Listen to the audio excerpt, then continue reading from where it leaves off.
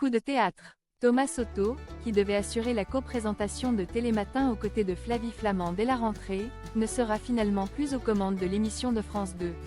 Mais quel poste le journaliste va-t-il récupérer? Le mercato télé réserve toujours des surprises de taille, et celle-ci en est une. Selon un communiqué consulté par puremedia.com, Thomas Soto quitte la présentation de Télématin sur France 2, où il officiait depuis 2021. Le journaliste de 51 ans sera aux commandes de la matinale de RTL, en remplacement d'Yves Calvi, à ce poste depuis 10 ans. Un véritable retournement de situation auquel les fans de Télématin ne s'attendaient pas, d'autant plus que Thomas Soto avait accueilli avec enthousiasme celle qui devait être sa future co-présentatrice dans l'émission, Flavie Flament. Welcome on board Flavie, avait-il écrit en story Instagram, après que l'arrivée de l'animatrice a été officialisée.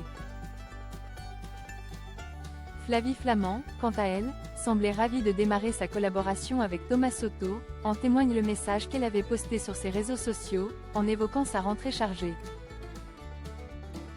Sur France Télévisions avec mon nouveau délicieux mec réveil matin sourire croissant café crème Thomas Soto sur Télématin, avait-elle écrit. Puis d'ajouter, ça fait beaucoup, mais il est fort et multifonction. Thomas Soto de retour sur RTL 3 ans après son départ.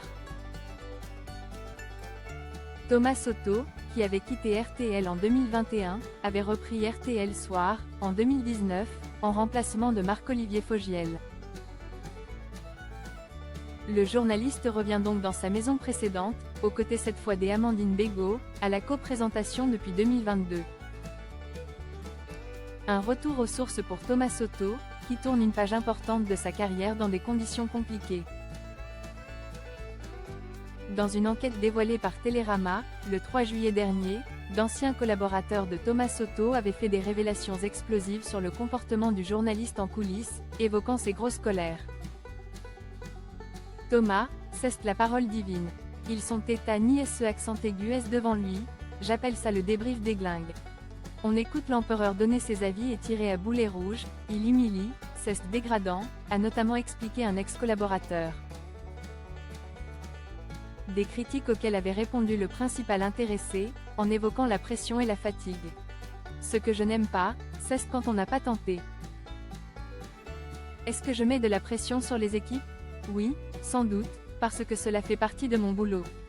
J'ai des envies un peu trop sans limite, peut-être, avait-il ajouté. Une nouvelle page s'écrira dès la rentrée, sur RTL.